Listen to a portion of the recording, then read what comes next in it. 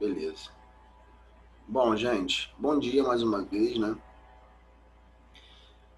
Hoje a gente vai estar encerrando a, vamos dizer assim, as matérias novas, as novidades, né? De biologia. A gente encerrou na semana passada com o sistema reprodutor, encerramos Bio 1, encerramos todo o livro de Bio 1, né? E hoje a gente vai estar encerrando Bio 2, tá? E aí na semana que vem, que vai ser a nossa última aula, né, se eu não me engano, a gente vai fazer uma revisãozinha para a prova, que vai ser dia 9, também, se eu não me engano. Tá? Então hoje a gente acaba os temas referentes à biologia e na semana que vem a gente vai ter uma revisãozinha. A prova vai estar bem fácil, tá tranquilo. E a gente vai fazer uma revisão. Peço que vocês participem da aula de semana que vem, né, porque eu vou dar dicas para vocês irem bem na prova. Então, hoje, nós vamos estar falando sobre os cordados, né? É um importante grupo de animais ao qual nós, seres humanos, fazemos parte, né? É um grupo amplo, diverso. Dia 9 vai ter prova, é a última prova do Progressão, Malu. E agora eu não sei. Eu vou dar uma... Não, acho que dia 4 é quando encerra... Agora eu não sei. Posso estar... Não vou nem falar nada porque eu posso estar falando besteira. Depois eu vou perguntar a Marcele.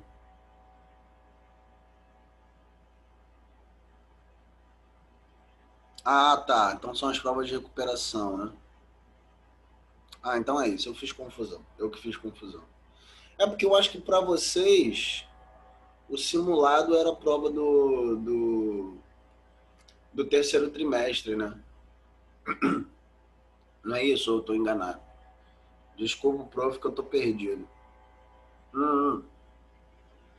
Então é isso mesmo. Dia 9 é recuperação. Vocês nem vão precisar fazer. Mas eu vou confirmar com a Marcela se é isso mesmo, tá? Qualquer coisa a gente vai se falando lá no grupo. Bom, então esse filo dos cordados é um importante grupo, um importante filo, né? Ao qual nós fazemos parte, os mamíferos, os répteis, as aves, os peixes, os anfíbios, né? Enfim, é um importante grupo. É um grupo que a gente está mais familiarizado, né? Porque são grandes animais, né? Que a gente tem um convívio maior, tá? Então nós vamos estar falando dele hoje. Tem muita coisa interessante, muita curiosidade que a gente vai aprender junto. Bom, na semana passada, nas outras semanas, a gente falou sobre os invertebrados, né?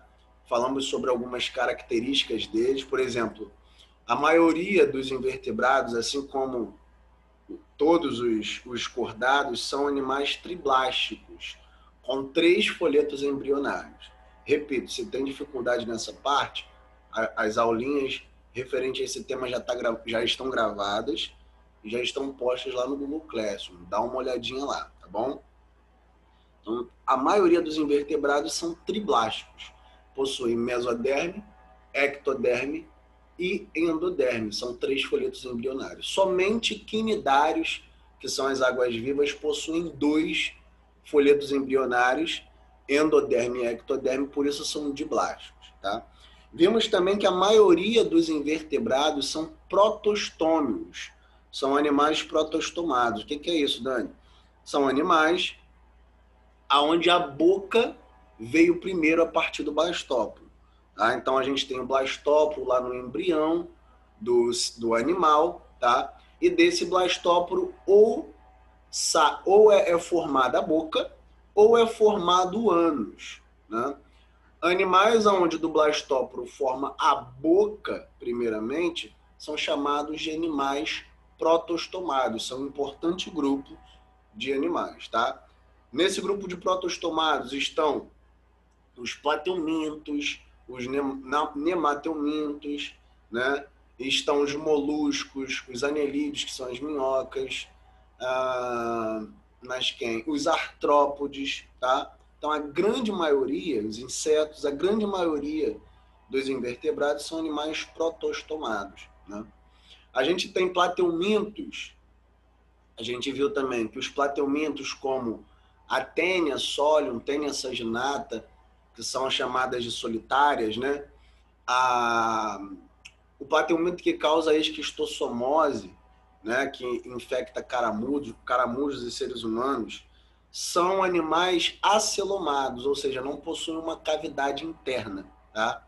Já os nemateumintos, como o que causa elefantíase, como a lombriga, são animais pseudocelomados, tá?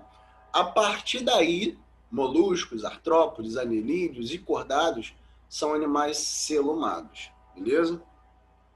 Então, essas são as características dos invertebrados. Mas tem um importante grupo de invertebrados, que são os equinodermos, lembra que eu falei semana passada? São as estrelas do mar, os ouriços do mar, que são deuterostômios, então distorcem da maioria dos invertebrados que são protostômios, tá? As estrelas do mar, assim como nós, os cordados, os vertebrados, são animais deuterostômios, da onde do blastóporo se forma o ânus primeiramente, tá? Então, por isso que, tratando-se de invertebrados, da grande maioria dos invertebrados, a gente tem um parentesco maior com as estrelas do mar do que com os moluscos, por exemplo, do que com os insetos, por exemplo, porque esses animais são protostômicos, tá? Já as estrelas do mar, assim como nós, são deuterostômicos. Outra curiosidade também que aproxima os equinodermos da gente são que eles possuem um endoesqueleto calcário, né? A gente não tem um endoesqueleto calcário, nosso osso não é formado por cálcio. Nas estrelas do mar também. Não sei se vocês já tiveram a oportunidade de pegar numa estrela do mar, né? No ouriço do mar. No ouriço do mar não toque, que ele é perigoso, tá? Mas na estrela do mar ela não é perigosa, não. Você vai ver que ela tem uma pele na parte exterior e dentro ela é dura, ela tem um endoesqueleto calcário. Essa característica também aproxima os equinodermos da gente. Por isso que quando a gente faz um cladograma desse, a gente está vendo aqui, ó, que teve um ancestral deuterostômio que deu origem a todos esses animais, aos tubarões, aos peixes, né, aos anfíbios, aos répteis, às aves e aos mamíferos, tá? Então, os equinodermos aqui em cima é um grupo que tem um parentesco conosco, beleza? Porque eles são deuterostômios. A partir daqui, ó, a gente teve uma novidade evolutiva. A gente teve um animal que apresentou, né, teve a presença de uma notocorda, que vocês vão ver o que é, tá? Ela forma o tubo nervoso e tem outras funções. Então, esses animais, tá, que possuem notocorda daqui para cá, são todos animais do filo cordados, que nós vamos ver agora, tá? Então, a gente tem aqui os cefalocordados, os urocordados, né? Só que esses animais ainda são invertebrados, esses dois grupos aqui, tá? A partir daqui, ó, a gente teve uma outra novidade evolutiva, que foi a presença de vértebras, beleza? Aqui a presença de mandíbulas e assim sucessivamente. Então a gente vai ver cada grupo especificamente de cordados, beleza? Alguma dúvida? Deixa eu ver se tem alguma coisa no chat. Sim, mas a gente está tendo 3 chances simulados, as provas finais. Ah, tá. Entendi, Aninho. Qual a função do folheto embrionário, Julinho? Então, os folhetos embrionários, cada folheto vai formar um grupo de órgãos. Por exemplo,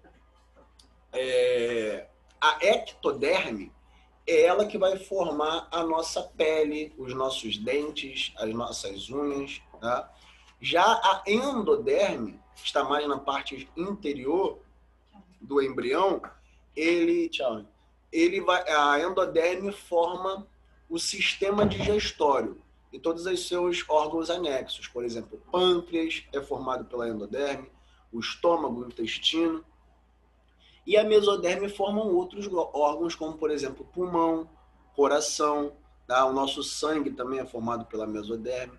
Então, esses 3 folhetos embrionários formam um embrião, quando a gente está naquela fase de embrião ainda, e cada um desses folhetos vão formar órgãos específicos. Entendido? É interessante, né? Então, voltando aqui os cordados, tá? Um dos primeiros cordados foram descobertos, né, por pessoas que fazem estudos de fósseis. Tem esse nome difícil aqui que eu não vou falar, que eu não sou bom em latim, eu não vou me arriscar a pronunciar. Mas esse foi um dos primeiros cordados. E a gente, no fóssil, a gente vê algumas características que aproximam esse fóssil da gente. Por exemplo, a presença de uma cauda pós-anal. Tá? Somente cordados possuem cauda pós-anal. Nenhum outro grupo de animais possui cauda. Tá? Então, a presença de cauda pós-anal é uma característica, é uma sinapomorfia de cordados. Beleza? A gente tem aqui, tá mais difícil de ver, mas a gente está vendo aqui a presença de brânquias, tá? Ou fendas branquiais. Também, somente cordados possuem fendas branquiais, beleza?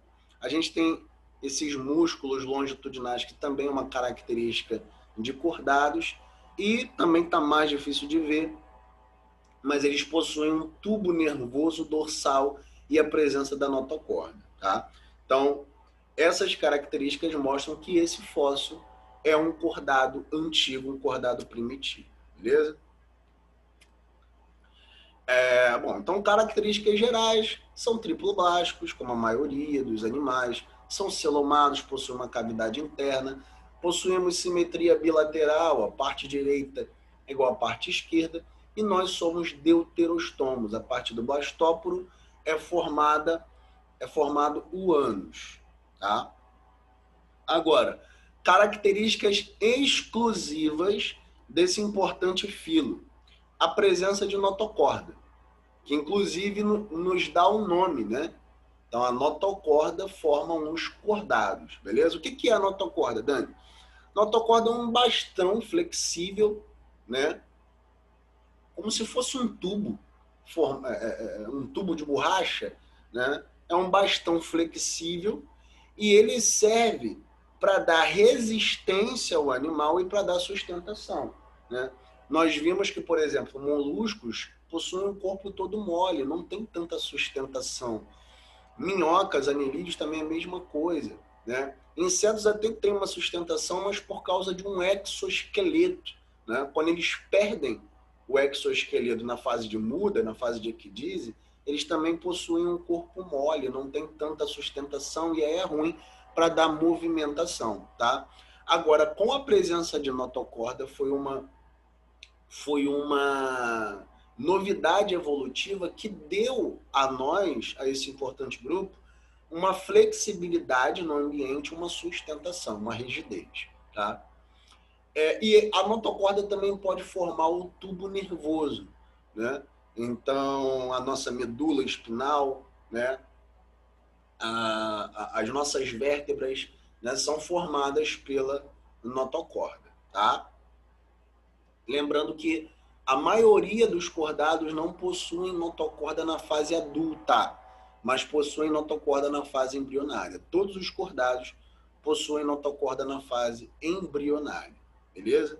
E isso nos aproxima filogeneticamente. Todos os cordados também, como eu falei, possuem brânquias, tá?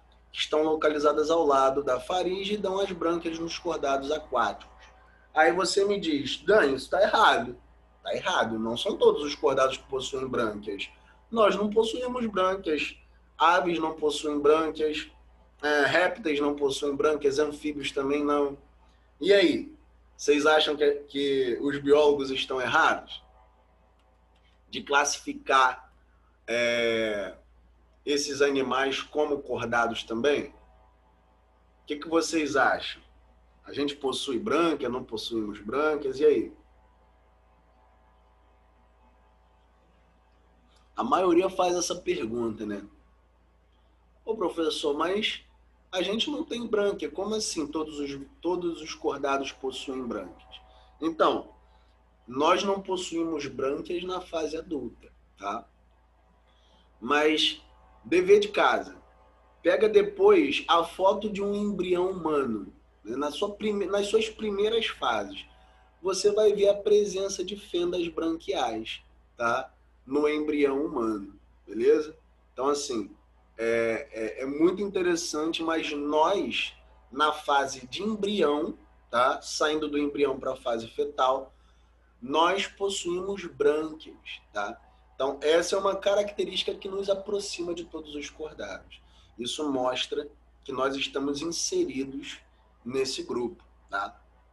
Todos os cordados possuem brânquias por quê?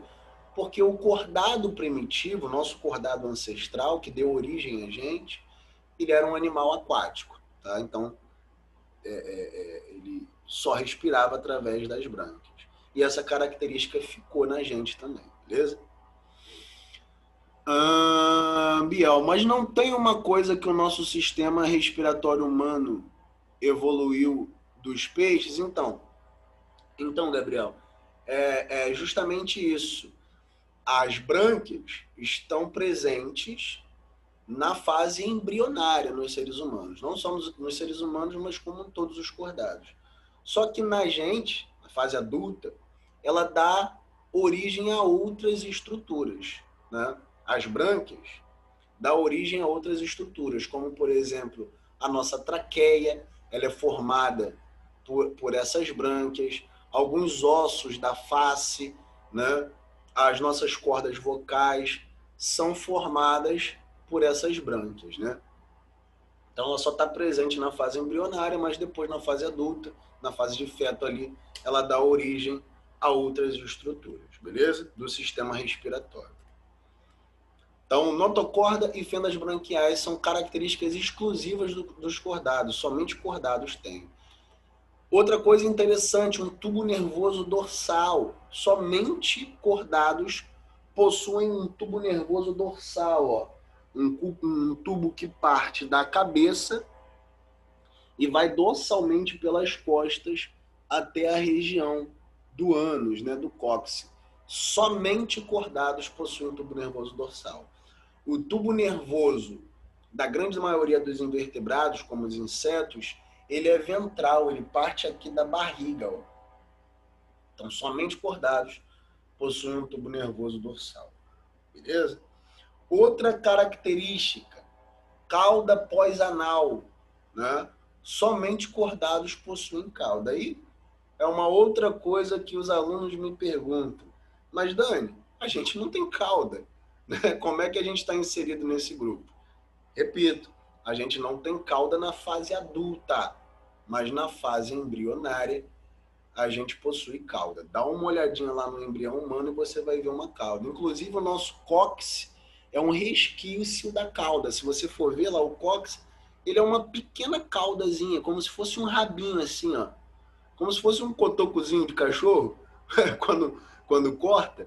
Esse cóccix faz um rabinho. É um resquício da cauda que a gente tinha na fase embrionária.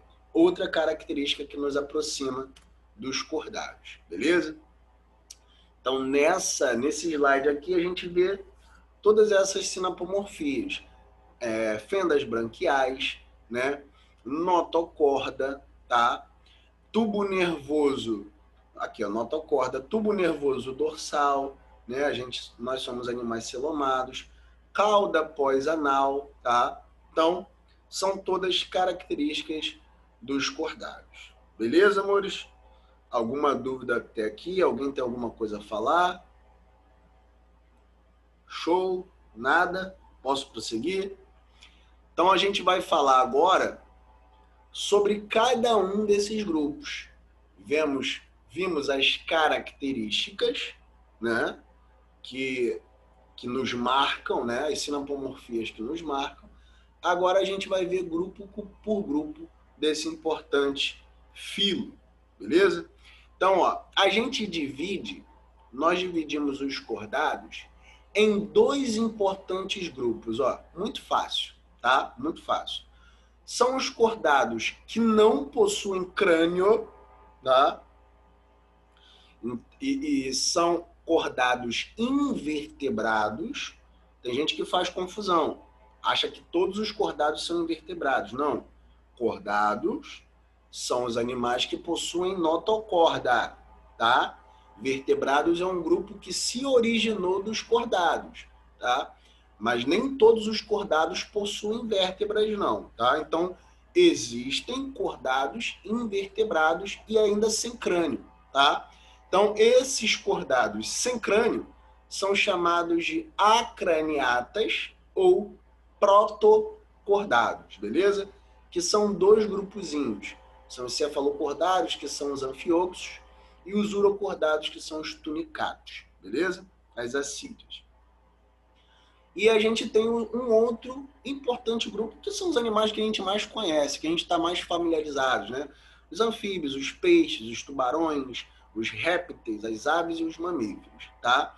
Esses são chamados de craniatas, porque possuem crânio, são chamados de vertebrados, porque possuem vértebras, e são chamados também de eucordados, tá? Então, um grupo são os protocordados e outro grupo são os eucordados. Vou falar especificamente de cada grupo agora. Beleza, posso continuar.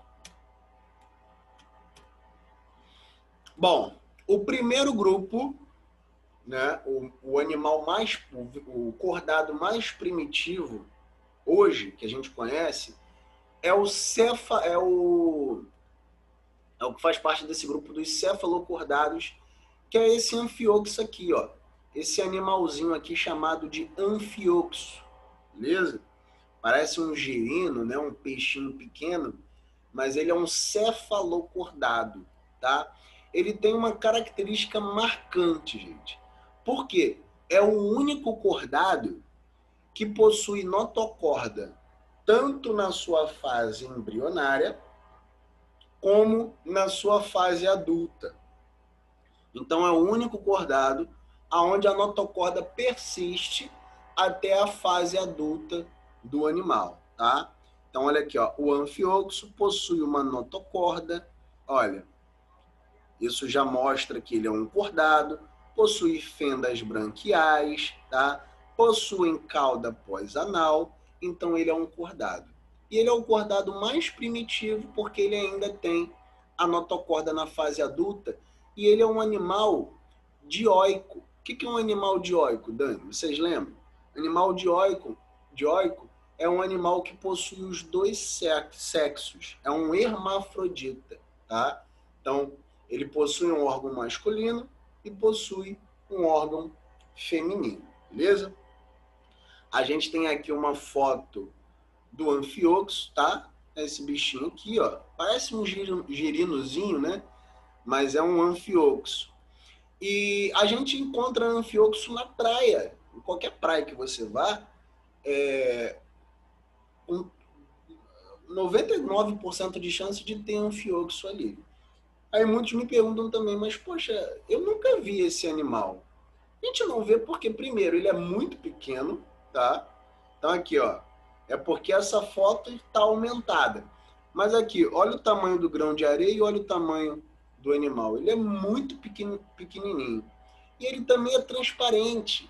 Então ele se camufla muito bem na areia e na água. A gente não consegue ver. E outra coisa, ele não se arrisca fora da areia. Ele é um animal que vive enterrado dentro da areia. Ele só sai para se alimentar de vez em quando, mas a vida toda dele é dentro da areia.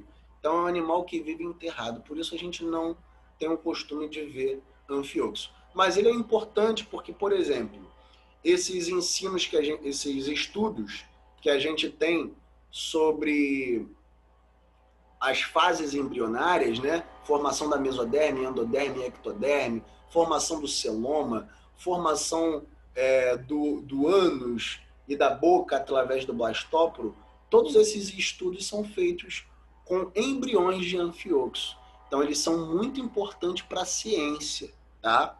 Tanto para o ecossistema quanto para a ciência, porque todos os estudos de embriões a gente tirou dos embriões de anfíoxo, beleza? Então, cefalocordados é um importante grupo de acraniatos, tá? Outro grupo de animais de cordados sem crânio são os urocordados, e a gente pode chamar também de tunicatos, tá? Esse animal já tem a notocorda presente somente na fase embrionária, assim como a gente, como a maioria dos cordados, tá? E ela é restrita à cauda. Então, o animal na fase adulta não possui notocorda, beleza? É um animal, é um cordado bem estranho, tá? Muito estranho, vocês vão ver fotos dele daqui a pouco. E assim, ele nem parece, gente, nem parece um cordado, porque a maioria dos cordados se movimenta, né? Possui vida livre natante, mas esse é um dos poucos, eu não tenho conhecimento de outro, um cordado que se fixa no substrato e vive na fase, e tem a fase, tem a vida séssil ali, ele não sai daquele local, como se fosse um coral, como se fosse uma esponja, né? Ele se fixa num substrato e vive a vida dele séssil, tá? Então, na fase embrionária, ele ainda tem vida livre natante, então ele sai, nada, vai buscar alimento, mas na fase adulta ele sofre uma metamorfose, aonde na fase adulta ele tem vida séssil, beleza? E eles são monóicos, eles já possuem os sexos separados. Então, olha só, olha aqui. Se eu mostrasse essa foto para vocês anteriormente, vocês iriam falar que esse animal possui um parentesco conosco? Por exemplo, se eu mostrasse para vocês a foto de uma lula, de um polvo, de um besouro, né? E uma foto de um urocordado, desse animalzinho aí. E falasse para vocês, olha, desses animais, qual é o mais próximo da gente? Claro que vocês iam falar os outros, né? Como eu também iria falar se eu não tivesse conhecimento. Mas esse animalzinho, que parece uma esponja, né? Parece um coral, né? Possui um parentesco muito próximo da gente, porque ele é um animal que na fase embrionária possui notocorda e todas aquelas outras características que nos aproximam, beleza? Mas na fase adulta, olha, ele se fixa num substrato, numa pedra, numa rocha, né? Em qualquer substrato que há no mar, exista no mar, e ele fica ali, ó, vive a vida dele séssil, tá? É um animal filtrador, então ele filtra partículas na água, que entra por esse sifão, que a gente chama de sifão inalante. Então a água entra por esse sifão, vai entrar diretamente ali, as fendas branquiais ajudam a filtrar partículas de alimento, e essas partículas vai direto para o sistema digestório do animal, tá? E essa água filtrada sai pelo outro sifão, que é chamado de sifão exalante. Beleza? Então, urocordados para vocês. Agora a gente tem uma outra grande classe dos cordados. Falamos dos acraniatos, os protocordados, que não possuem crânio. Agora, a partir daqui, nós vamos falar de todos os animais craniatas, tá? Animais que possuem crânios e possuem vértebras. Então, olha, todos esses animais que eu estou falando até agora, tá? São todos animais invertebrados. Olha quantos animais invertebrados existem. A gente deu umas 3 aulas, né? Só falando de invertebrados, tá? Então, a grande maioria dos animais são invertebrados, beleza? Só de besouros, que é um grupo de insetos, a gente tem 300.000 espécies, tá? Então, a partir de agora, a gente vai falar dos animais vertebrados, que possuem vértebras e possuem crânios, tá? Dentro desse grupo, alguém quer falar alguma coisa? Tá tranquilo? Dentro desse grupo de vertebrados, a gente divide eles em 2 também, tá? Então, a gente tem os vertebrados agnatos, aqui, ó, essa classe aqui, ó, os agnatas, tá? O que é isso, Dani? Que nome difícil é esse? É fácil. Mais uma vez, na biologia tem disso, né? É uma coisa fácil e eles colocam nomes mirabolantes. Mas agnatos são animais que não possuem isso aqui, ó, mandíbula, tá? Então, esses animais agnatos são vertebrados sem mandíbulas, tá? Diferente dos gnatostomados, tá? Que são vertebrados com mandíbulas, beleza? Então, esses aqui são os agnatos. São os animais, são os vertebrados sem mandíbulas, estão vendo? E para que a nossa mandíbula serve, gente? Foi uma característica evolutiva, né? Que formou a nossa mandíbula. Mas para que ela serve? Muito fácil, né? Para se alimentar, para você caçar, né? Um animal e você se alimentar. Então, como esses vertebrados não possuem mandíbulas, eles não conseguem caçar, né? E nem se alimentar ali de um alimento mais sólido. Por isso, eles são animais ou necrófagos, que comem restos de animais, né? Animais mortos, e eles comem, ou são animais como as lampreias, que são animais parasitas, né? Então a gente está vendo aqui uma lampreia, ó, uma lampreia parasitando um peixe, né? É um animal que possui ali uma boca circular e ela parasita, ela é um ectoparasita porque ela fixa ali e ela retira sangue desses peixes, né? Então, são animais sem mandíbulas, beleza? Duas linhagens evolutivas, a gente tem as feiticeiras, que é esse animalzinho aqui, e a gente tem as lampreias à direita. Ambos possuem um corpo alongado, né? Sem escamas, tá? E não possuem tecidos duros internos. São animais necrófagos ou ectoparasitas. A gente tem cerca de 50 espécies e também são animais dioicos, tá? Que possuem os dois órgãos reprodutores, masculino e feminino, em cada organismo. Então a gente tem macho e a gente tem fêmea. Deixa eu só ver o que está tocando aqui rapidinho.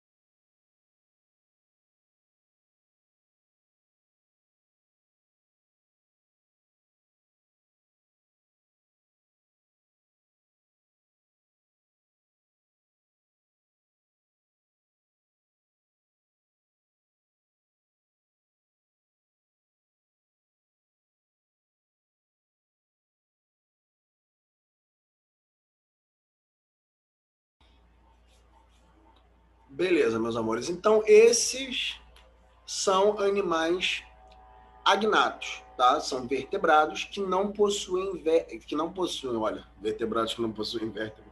São vertebrados que não possuem mandíbulas. A gente tem dois grupos, que são as feiticeiras, aqui à esquerda, e as lampreias, também são chamados de peixes bruxos. Beleza? Tranquilo? Alguma coisa a falar até aqui? Agora a gente vai entrar nos grupos mais interessantes, tá? São os vertebrados que a gente mais conhece, né? Um desses, né, está incluído nesse importante grupo. Então aqui, ó, dentro dos cordados a gente tem um subfilo vertebrata e dentro dos vertebrados a gente tem várias classes, como os agnatos que mostramos agora há pouco. E a gente tem essa outra classe aqui, ó, importante, que são os condríctes, tá? Dentro desse grupo, dentro dessa classe, os condrictes, estão os tubarões, tá? Todos os tubarões, todas as espécies de tubarões, né? As arraias e as quimeras, tá? Que é tipo um tubarãozinho, mas são tubarões de águas abissais. Então, eles vivem em águas profundas, tá? Esse nome, condricte, vem de cartilagem, tá? Então, é isso mesmo. Todos esses peixes são peixes cartilaginosos. Então, todos os condrictes possuem esqueletos formados por cartilagem, tá? Então, os tubarões, o esqueleto dos tubarões é formado somente por cartilagem, não possui osso duro, né? Não possui cálcio nos ossos, é formado somente por cartilagem, tá? Por exemplo, se vocês não acreditam, vai na feira, não sei, se vocês já comeram cação alguma vez na vida, já foram na feira e já comeram cação? Eu adoro moqueca de cação, é uma delícia. Já comeram cação alguma vez na vida? Alguém aí já comeu? Se você tiver a oportunidade de comer cação, que vende na feira, vende em qualquer lugar, você vai ver que o osso dele, né, a espinha dele, é de cartilagem. Você pode comer, morder e comer tranquilamente porque ela é formada por cartilagem. O cação, na verdade, é uma espécie de tubarão. Então, quando você está comendo cação, você está comendo tubarão. Eu até parei de comer, né? Tem muitos anos que eu não como cação, depois que eu descobri que eles são tubarões, né? É uma delícia, eu adoro. Mas eu evito comer, não por nada de nojo, de nada não. Né? Até porque é uma delícia, não tem problema nenhum contra isso. Mas porque os tubarões, né, são espécies, é um grupo de vertebrados que está em extinção. Então, os tubarões têm várias espécies em extinção, inclusive esses que vendem na feira, por causa da pesca predatória, são tubarões que estão em extinção, uma grande espécie que está em extinção, né? Por quê? Porque os tubarões são animais grandes, são peixes grandes, e eles demoram a se reproduzir. Quando se reproduzem, eles têm apenas um filhote por ninhada. Então, a pesca excessiva pode provocar a extinção da espécie. Então, eu parei de comer cação. Se eu pudesse dar alguma dica, claro, eu não influencio na vida de ninguém, cada um é livre, mas eu diria para não comerem também, né? Porque é uma espécie que está em extinção, beleza? Inclusive, os tubarões dos vertebrados aquáticos é a espécie que mais sofre com extinção justamente por causa disso. São animais grandes que demoram a se reproduzir, tá? E as arraias também. As arraias estão no grupo dos tubarões, que também são peixes cartilaginosos, e as quimeras, beleza? A gente tem cerca de 800 espécies, devemos ter menos agora, porque essa aula é uma aula minha antiga, então a cada ano a gente tem uma espécie extinta de condrictes. São animais principalmente marinhos, mas existem tubarões e arraias em rios. Então, pasmem, mas existem tubarões e arraias em água doce, não só nos mares. Alguém tem alguma dica aí de onde existam tubarões e arraias em rios, em água doce? Já dou um spoiler e dou uma dica. É aqui no Brasil. Alguém tem alguma ideia aonde existam tubarões em rios e arraias em rios? Então, Julião, uma pergunta que eu estou fazendo a vocês. Alguém tem alguma ideia aí? É fácil, ó. Rio, Brasil, aonde a gente tem uma maior concentração de rio? Qual estado, qual área tem uma maior concentração de rio? No Amazonas. Muito bem, no Amazonas. Que é o local que, por extensão, por vazão de água, a gente tem os maiores rios do mundo. né? Em extensão de rio, a gente tem rios maiores. Mas, por exemplo, o Rio Amazonas é o rio onde tem a maior vazão de água no mundo, tá? Então são rios importantíssimos.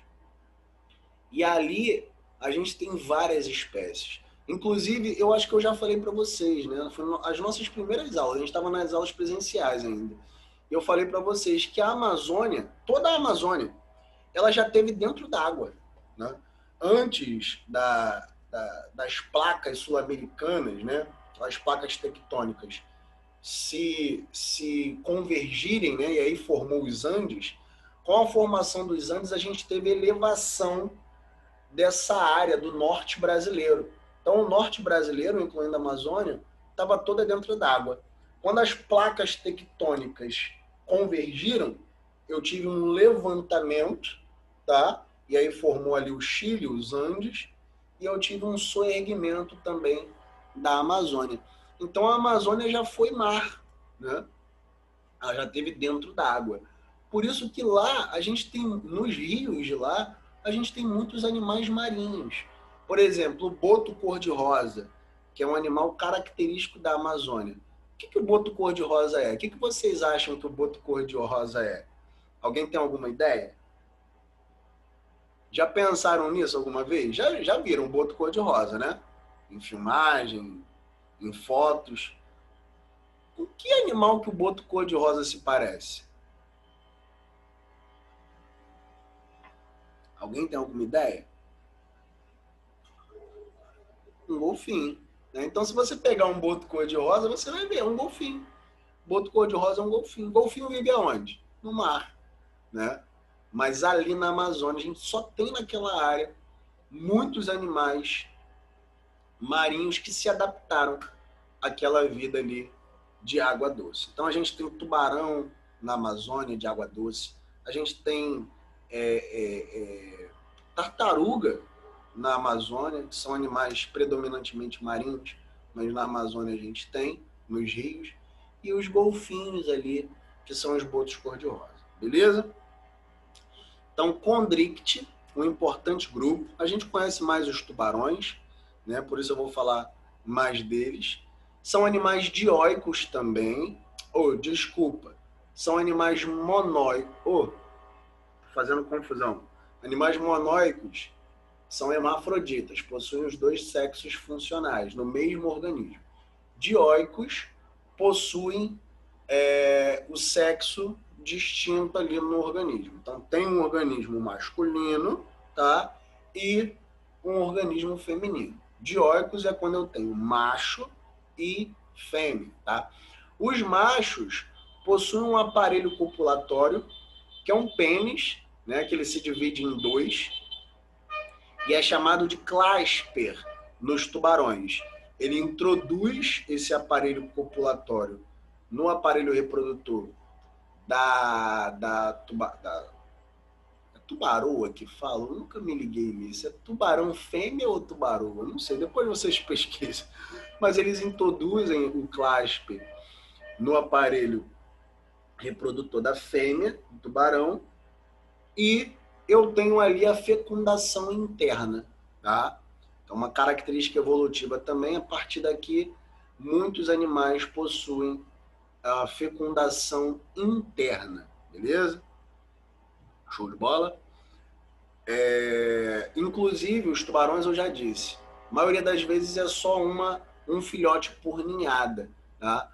Mas porque dentro do útero ali da tubarão fêmea, os tubarões começam a competir entre eles. Então, um filhote come o outro. E aí, isso serve para ele se desenvolver e normalmente forma uma ninhada. Então, são máquinas de caçar, né? Já começa caçando na barriga da mãe, tá? No útero ali da mãe, beleza?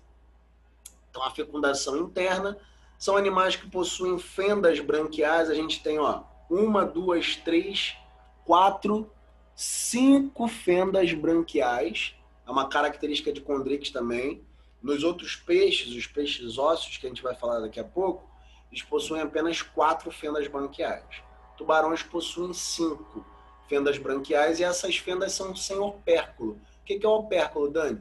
Opérculo é aquele osso de peixe que a gente puxa. A gente puxa quando vai na feira para ver se ele está vermelhinho, para ver se ele está fresco. Né? Aquele ossozinho ali é o opérculo. Esse opérculo foi uma característica evolutiva interessante porque ele ajuda no bombeamento do oxigênio para as brânquias. Né? Tubarões não têm isso, por isso que eles... os tubarões têm que ficar sempre em águas com movimento, né? Para que essa água com movimento leve oxigênio para as brânquias e aí eles consigam respirar. Então, os tubarões estão sempre em águas em movimento. Né? Eles não podem ficar em águas paradas, porque senão eles não respiram. Aí uma curiosidade, se eles estão sempre em águas em movimento, eles estão sempre sendo levados de um lugar para o outro, porque senão eles não respiram. E aí, o que vocês acham? Tubarão dorme? Porque ele não pode dormir, né? Ele está sempre em água em movimento, então tubarão não pode dormir. O que vocês acham? Ele dorme ou não dorme? Os tubarões? Acha que sim? E aí, tem alguém que acha que não? Pouquíssimo tempo. Foi isso também que eu pensei na faculdade, ali. Alguém também acha que não? Alguém acha que não? Ou todo mundo concorda com a Julinha? Que eles dormem um pouquinho de tempo que seja. Acho que sim, mas não sei como. É uma coisa complicada, né? Porque como é que eles não podem dormir? Que estão em água em movimento. Bom, nem a ciência sabe ainda disso, gente. Nem a ciência sabe se tubarão dorme ou se não dorme. Tem alguns estudos ali que mostram que eles podem dormir sim, né? Um pouquinho de tempo, como a Julinha falou. Outros estudos mostram que eles não dormem, tá? E por isso os tubarões têm um nível de estresse muito grande, um nível de noradrenalina, de adrenalina muito grande, né? Todos os tubarões têm, e por isso eles não dormem, para manter eles acordados sempre. Mas assim, o sono, até onde a ciência sabe, o sono é importante em todos os grupos. Todos os grupos de animais dormem, tá? Os tubarões é o único grupo que a gente não sabe como isso funciona. Então nem a ciência sabe ainda. Estão estudando, estão averiguando, tá? Se tiver alguma novidade eu mando para vocês, mas a gente não sabe ainda se tubarão dorme ou não dorme. Né? A gente ainda está em estudos. Gabriel, acho que ele dorme por 2 minutos, acorda e dorme de novo. Ele dorme... É igual a gente um pouco. Dorme, acorda, dorme, acorda. Bota o celular para despertar, dorme mais um pouquinho, acorda. Mas é isso. Bota o celular de 5 em 5 minutos para despertar.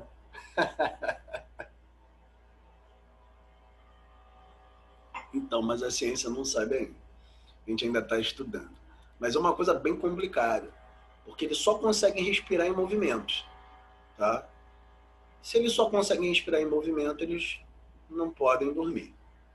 Então, tem um estudo que mostra, depois eu mando para vocês, um artigo que eu li, que mostra que em determinado momento, quando eles vão descansar, eles ficam agarrados, eles procuram uma água muito movimentada e ficam agarrados em um substrato, fica agarrado numa pedra e a favor do movimento ali da água, porque aí essa água bate nas brânquias e aí tem oxigenação.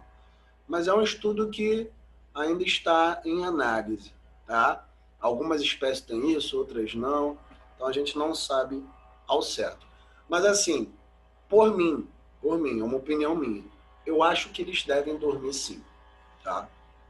Eu concordo com a Jéssica, com a Jolinha, com o Gabriel, acho que nem que seja por uns minutos, então, quando está nessa água movimentada e a água começa a parar de se movimentar, eles acordam e aí procuram outra água. Mas é uma vida complicada de tubarão, né? Não queria ser tubarão, não. Imagina não poder descansar, pô. Mas é isso, tá? Deixa eu ver se tem outras características aqui. Não. Então, esses são os condrictes. São os peixes cartilaginosos. Beleza? Show de bola. A gente tem outras estruturas nos tubarões, né? Como algumas fibras nervosas aqui nessa área da narina, que é uma fibra nervosa que detecta o mínimo de qualquer substância química. Então já fizeram estudos como, por exemplo, aquele tubarão martelo, ele consegue detectar uma gota de sangue diluída numa piscina olímpica, tá? Então são máquinas de caçar, são animais assim.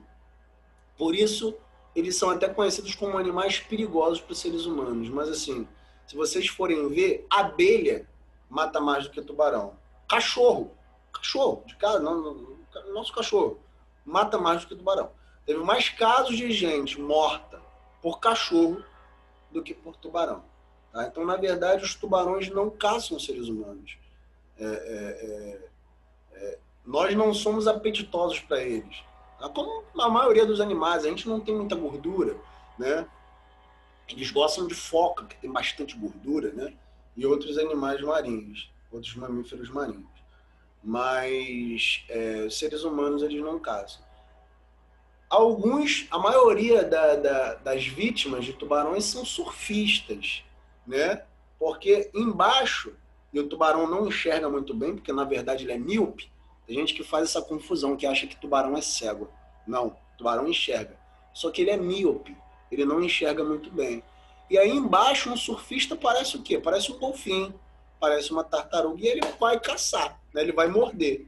E aí ele não come. Não existem casos de pessoas que foram encontradas inteiras dentro da barriga de tubarão. Geralmente é uma pessoa que foi mordida por tubarão, ele viu que a coisa era ruim, que a carne era ruim, que a gente é tão ruim que nem tubarão quer, e ele mordeu e largou, né? Só que, tipo, a mordida de tubarão não é igual a mordida de um cachorro, né? Não é igual a mordida de uma tartaruga. A mordida de tubarão arranca um braço, arranca uma perna, e aí a pessoa morre por hemorragia, tá? Mas a grande maioria das vítimas são surfistas, ou tem muito ataque também ali na região de Pernambuco, que são águas mais quentes, né? Os tubarões gostam, e no inverno não tem muito alimento para eles, então eles vão caçar o que eles quiserem. E as pessoas entram dentro d'água também porque querem, né, gente? Porque lá na praia de Pernambuco, eu esqueci o nome da praia agora, mas tem uma praia específica de Pernambuco que é território de tubarão. E tem placas avisando. E mesmo assim as pessoas entram. Não. A culpa não é do tubarão. Porque, primeiro, a gente está invadindo o ambiente deles. E tem um aviso lá dizendo para não entrar, as pessoas entram. Eles dormem em águas que já estão turbulentas, sim. Tem um estudo mostrando isso. Depois eu vou procurar e vou mandar para vocês. Chuva. Não, Julinho. Dentro da água, né, dentro dos oceanos, das costas, a gente tem correntes marinhas, né? E são águas ali movimentadas. Já viram Procurando Nemo, por exemplo? Que o Nemo ele procura uma corrente marinha para viajar até certo lugar? Então, essas correntes marinhas existem dentro da água. Então, eles ficam nessas águas mais movimentadas de corrente e ali eles conseguem dormir e respirar. Esse estudo mostrou isso. Mas mais estudos precisam ser feitos para confirmar. Jessiquinha, nós somos a dieta deles então. Boa piada. Uma comida bem mais ou menos, verdade. Como se fosse um alface, por exemplo. Eu odeio alface. Se inventarem óculos para tubarão, eles iriam... Vocês estão piadistas, né? Boa. Eu acho que é uma alternativa, né? Vamos colocar óculos em todos os tubarões. É uma alternativa. Vocês são bastante criativos. Vocês vão ser bons cientistas que são criativos. Julinha, sim. E tem bastante nos oceanos. Talvez eles dormem. Faz sentido, verdade. Faz sentido mesmo. Então eles têm essas fibras nervosas nas narinas que eles conseguem detectar tudo ali, tudo. Onda sonora, a substância, sangue na água. Então são máquinas de caçar. Inclusive até saiu no Fantástico há um tempo uma pesquisa que dizia, uma enquete que dizia assim: Se você estiver na água, se você estiver na água e você der de cara com um tubarão, imagina essa situação, eu morro na hora, ataque cardíaco na hora, pum, morreu. Mas se vocês se depararem com essa experiência, derem de cara com um tubarão, o que vocês vão fazer para se salvar? Nadar, ficar paradinho, ou dar um soco no tubarão? Ou dar um soco no nariz do tubarão? O que vocês acham que... Qual é a melhor alternativa? Nalanda disse que ficar parado. E aí? Alguém vai conseguir ficar parado? Essa é uma alternativa? Gritar, ficar agitado, ficar parado, creio, melhor alternativa. E aí, mais alguém?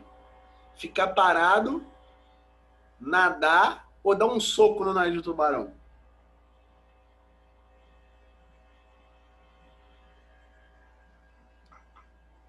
Na teoria, ficar parado.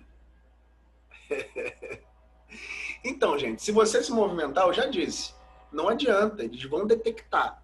Eles detectam um mínimo de movimento, um mínimo, né? Por isso, quando o tubarão caça uma foca, ele já detectou o movimento da foca a quilômetros de distância. Então, nadar não vai adiantar muita coisa. Com certeza, mesmo se você for o Michael Phelps, mesmo se você nadar melhor do que o Michael Phelps, o tubarão vai te alcançar. Ele com certeza nada melhor do que você. Ficar parado também não adianta, porque ele detecta o mínimo de substância, e a gente emite substância direto, tá? Então, o mais correto é dar um soco, por incrível que pareça. O correto para você se livrar de um ataque de tubarão é dar um soco no nariz dele. Inclusive, procurem isso aí no Google, né? Vocês vão ver vídeos. Teve um surfista, agora eu não sei se ele... Não, acho que ele não era brasileiro, não. Acho que era australiano, se eu não me engano. Teve um surfista que fugiu de um ataque de tubarão assim. Ele viu o tubarão embaixo, ele estava em cima da prancha, viu um tubarão embaixo, que o tubarão ia pegar nele, ele deu um soco no nariz do tubarão, o tubarão saiu correndo, porque ele sente muita dor nessa região. Então, se você der uma porrada ali, ele vai sentir uma dor tremenda e vai embora.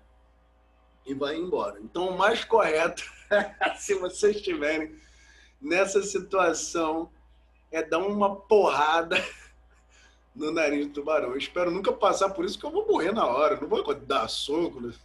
Eu vou ataque cardíaco, infarto no miocárdio na hora. E olha lá, que legal. Esse é o vídeo, Julinha? Ó, a Julinha mandou um link lá do vídeo, ó. Depois vocês dão uma acessada lá. É legal, o surfista escapa de um ataque assim, depois ninguém entende nada, que ele sai correndo, ele estava parado, ele deu um soco na água e saiu correndo. Aí depois ele mostrou, e a câmera de cima mostrou que um tubarão estava atacando ele, ele deu uma porrada no nariz do tubarão, né? Tudo isso por causa dessas fibras que eles possuem nas narinas, beleza? Então, importante grupo, os condrictes, peixes cartilaginosos. E agora a gente vai falar dos peixes ósseos, tá? Que são chamados de osteíctes. Então, esse nome, osteíctes, vem de peixes ósseos, beleza? E aí, quem são, Dani? Todos os outros peixes que a gente está acostumado aí. Tainha, bagre, atum, namorado, cavalo marinho, salmão, sardinha, anchova, bacalhau, todos esses são peixes ósseos, são chamados de osteíctes. E é um grupo que possui muitas espécies, então a gente tem várias espécies de peixes. Mesmo com a poluição dos oceanos, mesmo com as acidez dos mares, mesmo com a pesca excessiva, a gente ainda tínhamos mais, mas hoje a gente ainda tem 21 mil espécies de peixes. Inclusive, dos vertebrados, é o grupo que quantitativamente é o grupo mais importante. É o grupo que tem o maior número de espécies, os osteíctes, os peixes ósseos, beleza? Possui uma boca terminal, tá? Na fase terminal, diferente dos condrictes que possuem uma boca ventral, tá? Então, o tubarão tem uma boca na parte de baixo, o peixinho tem uma boca na parte terminal, na parte de cima. E com 4 fendas branquiais com opérculo, para ajudar na oxigenação, para ajudar na respiração. Tem uma pele com escamas, tá? Escamas de origem dérmica, diferente dos tubarões que possuem escamas feitas por dentina e queratina, uma escama queratinizada, né? Uma escama placoide. Inclusive, se você passar a mão na pele de um tubarão, não sei se alguém já teve uma experiência, tem essa experiência aí. Vai na feira, passa a mão assim na pelezinha do cação ali. Vocês vão ver que ele é como se fosse uma lixa. É duro como se fosse uma lixa, porque essa escama de condrict é queratinizada. Já as escamas dos peixes são de origem dérmica e lubrificada, para ajudar ali no processo de natação. Então, são vertebrados que nadam muito bem, tá? Melhor do que os tubarões. E ele tem também a presença de uma linha lateral, né? Que assim como nos tubarões, é uma linha que detecta qualquer sinal sonoro, de movimento, de substâncias, né? Então, eles possuem uma linha lateral que eles detectam qualquer coisa. Quem já teve peixe de aquário já deve ter visto, né? Quando você toca na água, eles já fogem correndo. E isso porque eles conseguem detectar esse movimento através da linha lateral. E eles possuem também bexiga natatória. É uma outra característica evolutiva que fizeram com que eles ganhassem ali na competição com os tubarões, com os osteíctides, né? O que é a bexiga natatória? É uma bexiga que se enche de gás, ela pode se encher e pode se esvaziar. O que é isso importante? Porque ajuda na flutuabilidade do peixe, né? Quem já teve também peixinho de aquário, né, já deve ter visto que eles nem precisam bater as nadadeiras para ir na superfície e descer a superfície. Eles conseguem fazer isso parados, somente com o enchimento e esvaziamento da bexiga lateral, na bexiga natatória, perdão. Por quê? Porque o gás, ele é leve, ele é menos denso do que a água. Então, quando essa bexiga natatória se enche de gás, ele consegue ir para cima, tá? Quando ela se esvazia de gás, fica mais pesado e ele vai para baixo. Tubarões, por exemplo, não têm bexiga natatória. Aí você me diz, pô, Dani, como é que ele consegue se manter a flutuabilidade dele? Porque ele tem um fígado com muito óleo. E vocês já viram nessa outra coisa que eu não concordo, né? Porque é a pesca excessiva, mas vocês já viram esses produtos que vendem óleo de tubarão, óleo de fígado de tubarão, que eles têm um fígado com muito óleo, né? Com muito lipídio, tá? E os lipídios são leves também. Esse lipídio excessivo ajuda a ele se manter ali, ele não afundar, né? Ele também é formado por cartilagem, então eles são animais relativamente leves. Por mais que sejam grandes, eles são leves por causa do fígado, cheio de óleo, e por causa da cartilagem. Peixes não.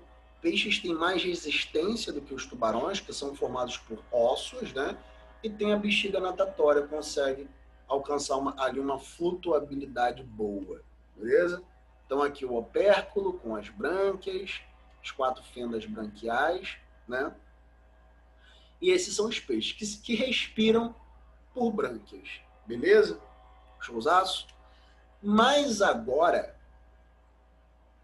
a maioria dos peixes respiram por brânquias. Show de bola? Entendido?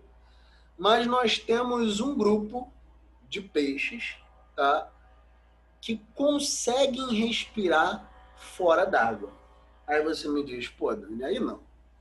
Aí tu tá de sacanagem. Peixe que consegue respirar fora d'água? Sim. Existe um grupo de peixes, né? Geralmente, a bexiga natatória ela tem um ponto cego. Então, ela tem tem a bexiga natatória e ela sem saída. Ela não tem saída nas narinas para os peixes, para a maioria dos peixes aquáticos, tá? mais um grupo de peixes, tá? Que são os dipnóicos, que são chamados de peixes pulmonados, como esse peixinho simpático aqui, ó, que é um peixe de água doce, é um peixe nativo do Brasil, tá? É a piramboia da Amazônia, vive lá na Amazônia. É um peixe pulmonado, possui um pulmão primitivo. Porra, tu tá de sacanagem, não tô acreditando em você, não. Pasme, pasme, pasme. É um peixe que consegue viver tanto dentro da água, então lá na Amazônia tem alguns rios que eles têm um processo sazonal de estiagem. É um rio que enche na época de cheia, na época que tem muita chuva, né? Na Amazônia chove todo dia, mas tem um período que chove bem mais. E no período de estiagem, de menos chuva, esse rio seca, tá? E os peixes, a piramboia, como por exemplo a piramboia, conseguem viver tanto no período de cheia quanto no período de estiagem. No período de estiagem eles se enterram, tá? E ficam ali sobrevivendo com um pouco de oxigênio dos micropulmões deles. Na verdade, esses pulmões são formados pela bexiga natatória, mas que essa bexiga natatória tem saída para as narinas. Então ele consegue respirar, né? Encher a bexiga natatória de ar. Ela também é mais vascularizada do que na maioria dos outros peixes. Então ele consegue emitir esse oxigênio para os vasos sanguíneos e respirar através dessa bexiga natatória. Então ele vive tanto dentro d'água quanto fora d'água, tá? Então esse grande grupo, os dipnóicos, que são chamados também de sarcopterígeos, que é um grupo dentro dos dipnóicos, foi o grupo que deu origem a todos os vertebrados terrestres. Então, outra coisa, gente, curiosa, pasmem, por isso que eu gosto dessa aula, porque tem bastante curiosidade. Mas nós somos peixes que vivemos fora d'água, tá? Porque quem deu origem a todos os tetrápodes, animais com 4 patas, foram os sarcopterígeos, que são os peixes pulmonados, tá? Eu sei que é difícil acreditar nisso, mas eu vou mostrar provas de que isso realmente existe. A primeira prova que eu vou mostrar para vocês é esse vídeo, tá? De um peixe que consegue viver fora d'água tranquilamente. Então eu vou abrir o vídeo para vocês verem o vídeo aí.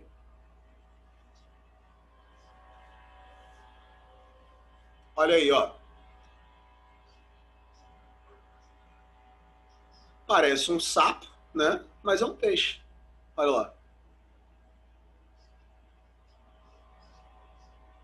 Nadadeiras, ó. Pele com escamas, mucozinho. E olha lá, ele enche, ele tem saída para as narinas e ele consegue encher a bexiga natatória de ar. Olha que interessante. É um peixe que vive fora d'água. Ele vive normalmente fora d'água. Ah, Dani, ele precisa entrar na água? Não, não. Ele consegue viver normalmente fora d'água. Olha lá. Aí ele dá uma limpada na pele, como os sapos fazem, como os anfíbios fazem, que eles também respiram, têm respiração cutânea. O pulmão deles é primitivo, né? Então, eles respiram tanto por pulmões quanto por respiração cutânea.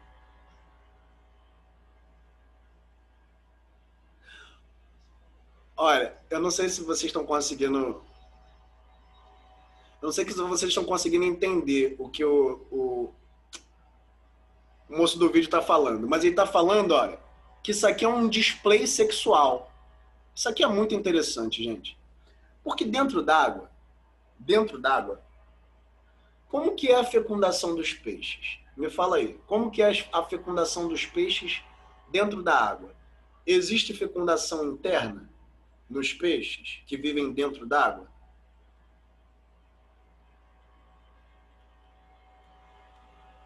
Muito bem. Solta a gameta na água. Então, assim, alguns poucos peixes que têm fecundação interna, né? desses peixes, cavalo marinho tem fecundação interna, e aí a fecundação é interna, mas ele pega os óvulos da fêmea e é o macho que tem a gestação ali. Mas pouquíssimos peixes têm fecundação interna. Tá? Eu nem sei se eu estou falando besteira, gente. Não sei se o cavalo marinho tem fecundação interna, mas eu acho que é interna. Tá? Mas poucos peixes. A maioria é fecundação externa. Ele solta os gametas na água. Né? E aí ele solta muito gameta, porque ele tem que soltar muito gameta, porque muitos se perdem, muitos óvulos fecundados também se perdem, né? E alguns sobrevivem. Tá?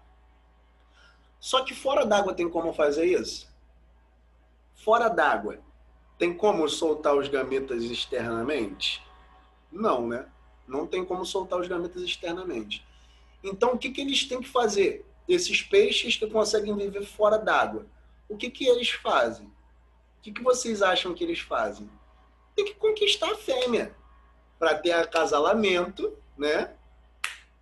Para ter introdução do órgão copulatório e ter fecundação interna. Então, todos os peixes, todos os animais vertebrados, tirando anfíbios, os sápios, possuem fecundação interna, tá? A fecundação é feita internamente, porque não tem água ali para ajudar na fecundação, né? Não tem como soltar os gametas na água, tá?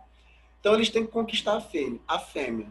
Então o que esse peixinho macho está fazendo é chamado de display sexual.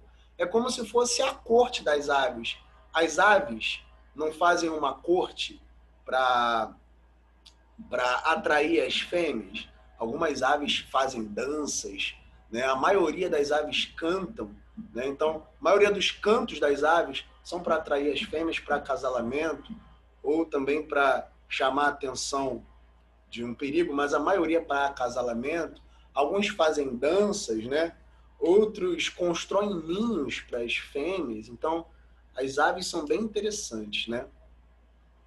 E esse peixinho aí, tá? Olha como a seleção natural, ela seleciona características. O peixe não consegue viver dentro d'água, tem que acasalar para se reproduzir. E aí, como que ele vai fazer? Selecionou características reprodutivas como display sexual para atrair a fêmea. Então, isso que ele está fazendo aqui, isso que ele está fazendo aqui, é chamado de display sexual. É uma coisa que anfíbio faz. Olha.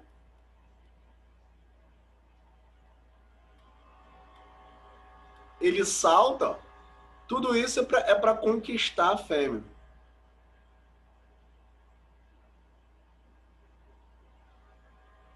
Estão brigando, alguns brigam pelas fêmeas.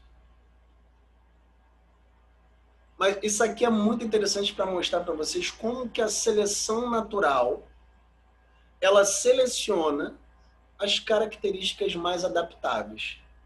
É muito interessante isso.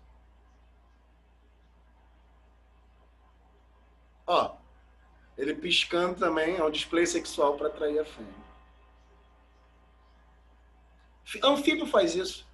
Procura na internet display sexual anfíbios. Você vai ver que é muito parecido. Alguns pulam, né? Alguns sapos, pererecas e rãs pulam, né? Piscam os olhos, tudo isso é um display sexual para atrair a fêmea. Isso a gente mostra que esses peixes pulmonados, os dipnóicos, podem sim ter dado origem a todos os animais tetrápodas, animais com 4 patas, como anfíbios, répteis, aves e mamíferos. Inclusive, a gente tem aqui um fóssil de Tiktaalik. É um peixe pulmonado que viveu há milhões de anos. Tá? A gente tem aqui uma imagem ilustrativa deles. Era um peixe pulmonado que conseguia viver dentro d'água como fora da água. Tá? Então, ele conseguia respirar fora da água como esse. Uma prova que eu mostrei para vocês que existem peixes que conseguem viver fora da água. Primeira prova.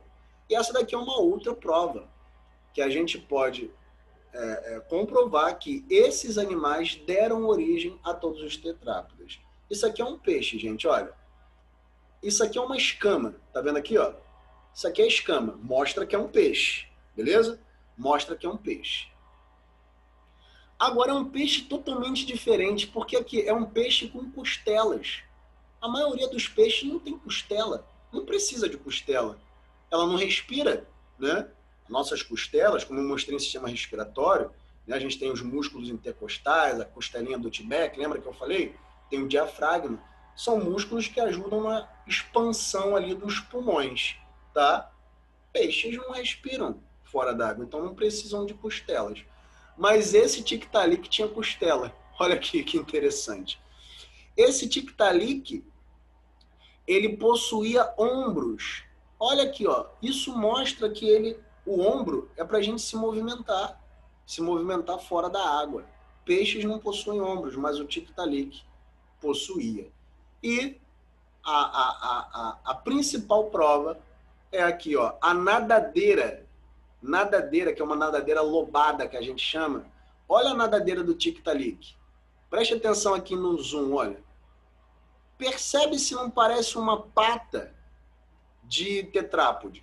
A gente tem aqui o húmero, a gente tem aqui o cotovelo, a gente tem a una, né? A gente tem todos os metatarsos, o rádio.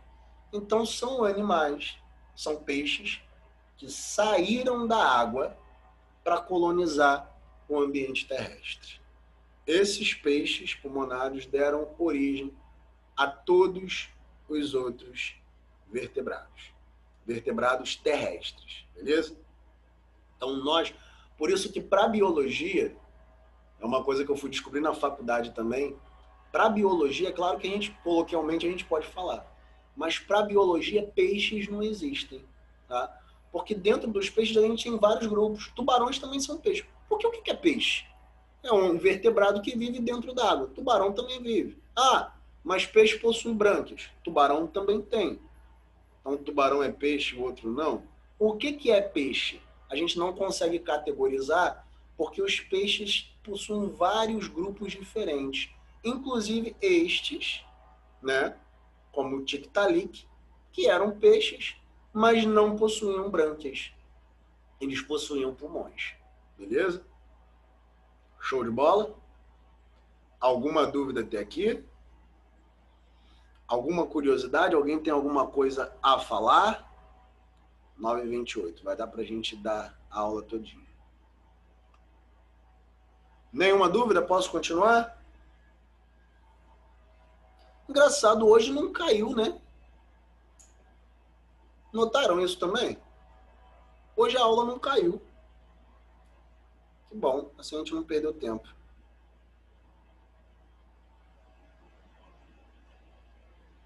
Por que cai então? Será que eu fiz alguma coisa diferente aqui? Que geralmente dá 40 minutos ela cai, né? Eu não fiz nada diferente, não. Beleza. Querem parar um pouquinho, meus amores? 5 minutinhos para a gente dar continuidade? Ou posso me adiantar? Algo promocional deve ser. Que a gente tem aula todo dia, né? Com vocês não, mas eu dou outras aulas também no Zoom, aí deve ter. Também fui perceber agora. Pode parar um pouquinho? 5 minutinhos? Então vamos dar 5 minutinhos, tá? Aí 10h35. Eu vou só fechar aqui o áudio e o vídeo, rapidinho, tá bom? Eu vou ali no banheiro também. Vou ali no banheiro também. 5 minutinhos a gente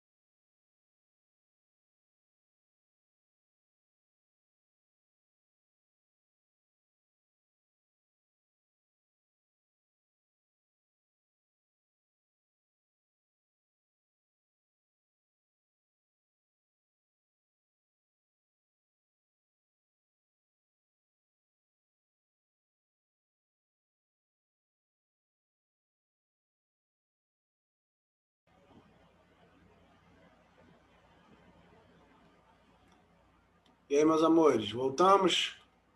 Vamos lá, todo mundo aí?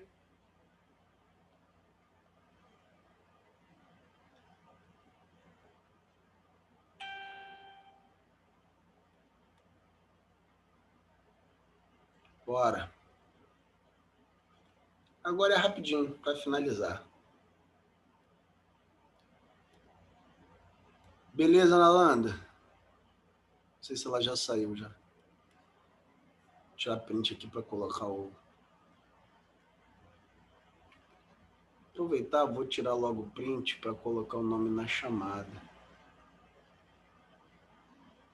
Deixa eu parar o compartilhamento aqui, rapidinho, para dar um print na tela.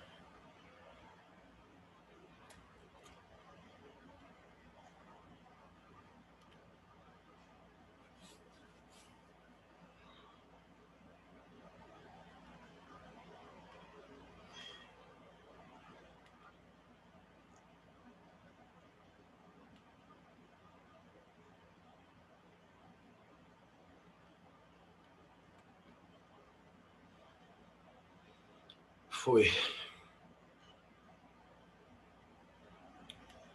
Vou voltar a compartilhar de novo.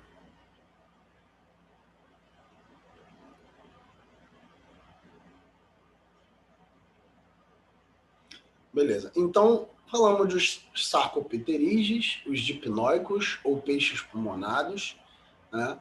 E mostramos, né, algumas evidências de que eles podem ter dado origem, esse grupo de animais pode ter dado origem aos animais tetrápodes, animais com 4 patas e animais com 4 patas que têm a vida fora da água, né? Então são animais com 4 patas terrestres, beleza? A gente tem 4 grandes grupos, né? Na verdade 3. Vocês vão entender por que 3. 3 grandes grupos de animais tetrápodes. A gente tem os anfíbios, tá? Sapos, pererecas e rãs, salamandras, as cecílias. A gente tem os répteis, lagartos, jacarés, crocodilos, tartarugas, cobras. E a gente tem os mamíferos, beleza? Então são 3 grandes grupos de animais com 4 patas terrestres, beleza? Tá faltando um grupo aí, né? Um grande grupo aí, que eu não falei. Alguém diz qual? O grupo que eu não falei? Falei de anfíbios, répteis e mamíferos. Tá faltando quem aí? Tá faltando as aves, né?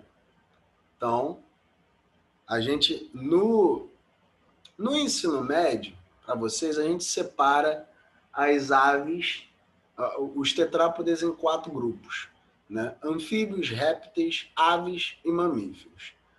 Porém, né, eu tenho que passar a informação certa para você, as aves ela não está num grupo separado dos répteis, beleza?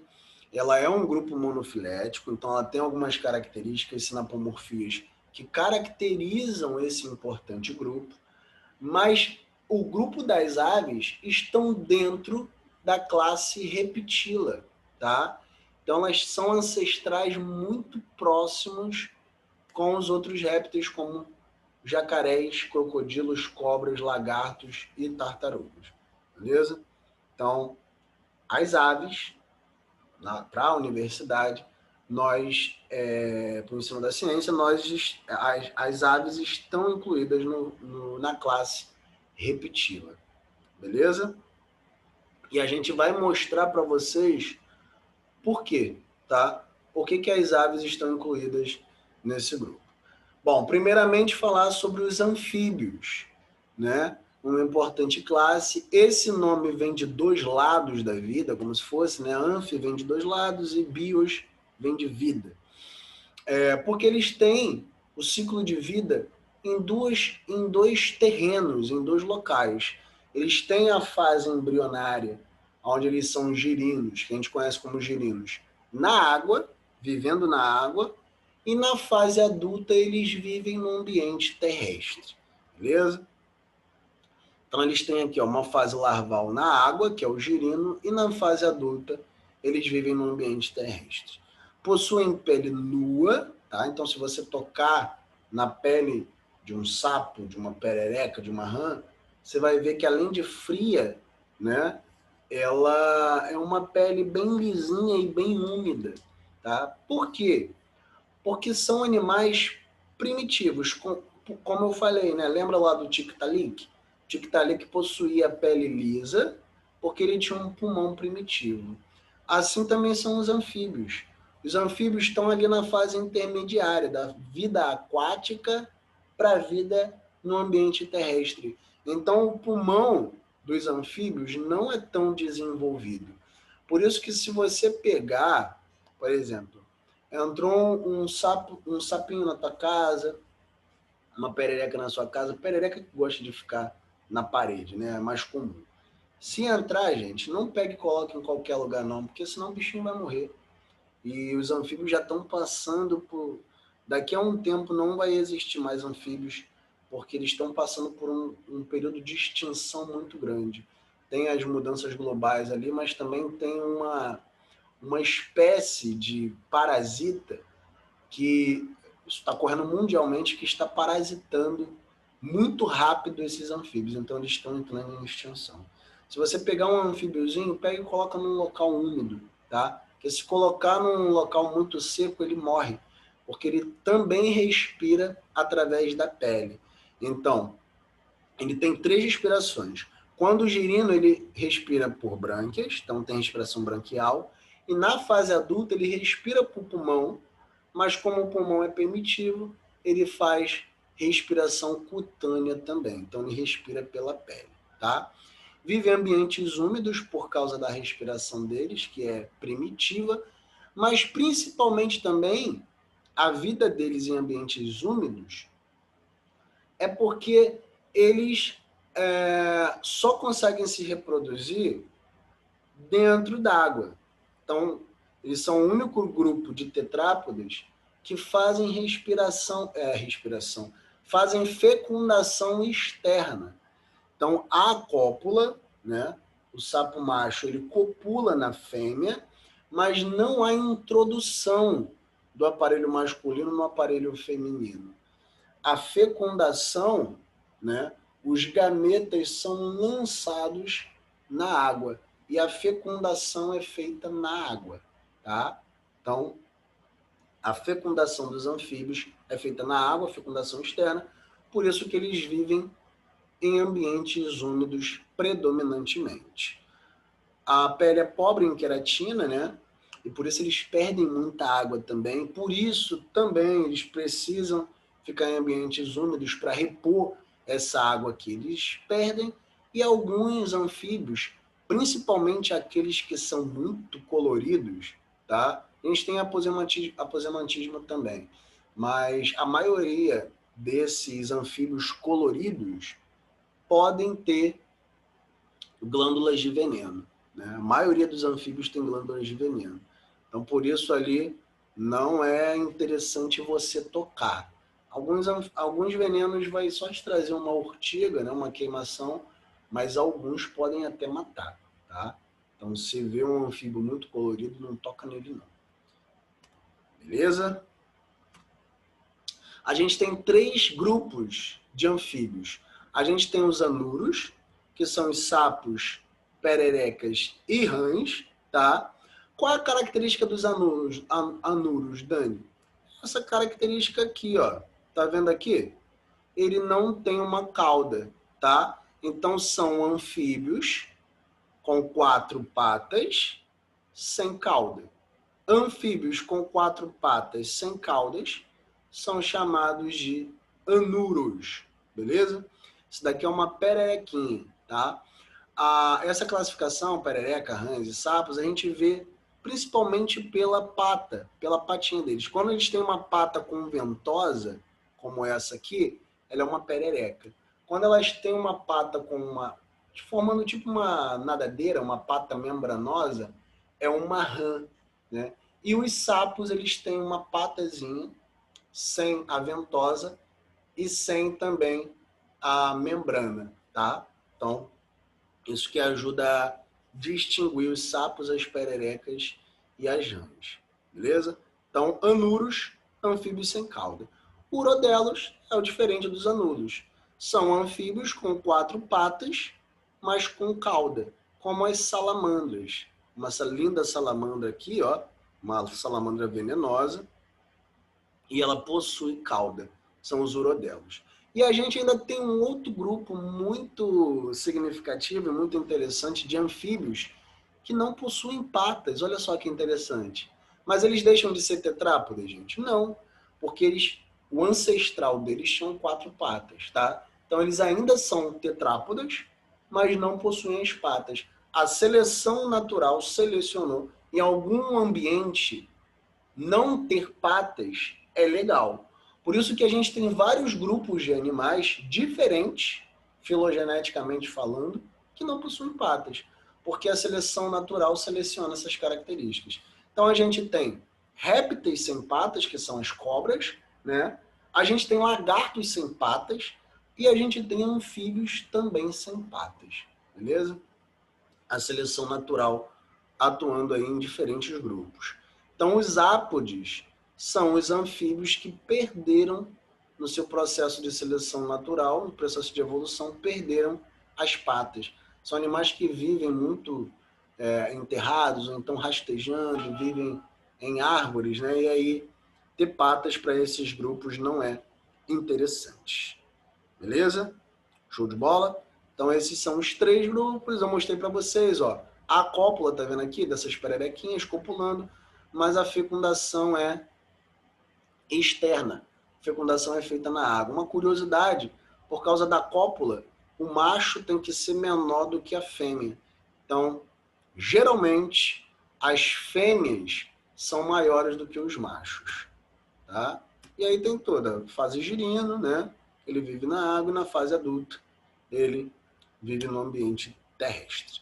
Falei dos anfíbios, vamos falar da classe Reptila agora, tá? Que engloba 2 grandes grupos de animais que a gente conhece, que são os répteis e as aves, tá? Os animais da classe Reptila possuem o corpo coberto por escamas, tá? E por isso as aves fazem parte desse grupo, porque se você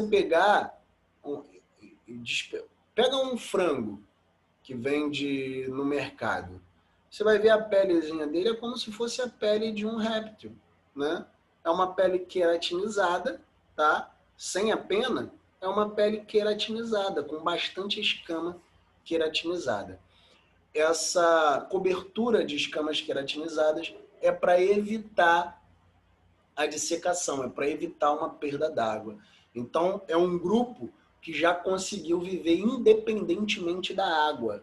Ele já consegue viver totalmente no ambiente fora d'água. Por isso que a gente vê no deserto, a gente vê lagarto, a gente vê cobra, a gente vê muito réptil no deserto, porque eles possuem essa pele queratinizada que não perde tanta água e já possui também um pulmão mais desenvolvido, um pulmão parenquimatoso, né? E um pulmão que consegue trazer bastante ali oxigenação. Então eles conseguem viver fora d'água por causa disso, beleza? E a reprodução também é independente. Lembra que nos anfíbios a reprodução, a fecundação era externa, era feita na água. Aqui não, nos répteis não, tá? E nos répteis, os répteis formaram uma estrutura importantíssima que eu adoro, inclusive é a minha comida preferida, né? Comida preferida de muitos, que é o ovo, tá? Então toda vez que vocês comerem um ovo agora, lembrem, olha, o ovo foi uma estrutura importantíssima para a gente conseguir viver fora d'água. Porque se não fosse o ovo, a gente iria ainda estar dependente da água, né? Porque a fecundação teria que ser externa. Mas os répteis desenvolveram, tá, essa estrutura. Ali, o ovo, a casca do ovo, evita a dissecação do embrião, evita a perda d'água e ainda tem formação de vitelo. a gema que a gente come nada mais é do que o vitelo, uma estrutura bastante nutritiva que ajuda a nutrir o embrião, tá? Então, o embrião no ovo vai ter alimento no vitelo e não vai ter perda d'água por causa da casca do ovo, beleza? Então, tegumento queratinizado, que forma a pele, e a formação do ovo deram aos répteis economia de água e a vida independente da água, beleza? Então aqui, ó, o ovo, estrutura que evita dissecação. Todos os répteis põem ovos. E isso aproxima também, é uma outra característica que aproxima aves de répteis, a postura de ovos, né? Então a tartarugazinha põe ovos, né? A cobra, algumas são ovíparas, ovivíparas e por aí vai, tá? E agora aqui a gente respondeu a maior dúvida da humanidade. Quem veio primeiro, gente? O ovo ou a galinha? Agora vocês já sabem quem veio primeiro, né? Quem é que veio primeiro? O ovo ou a galinha?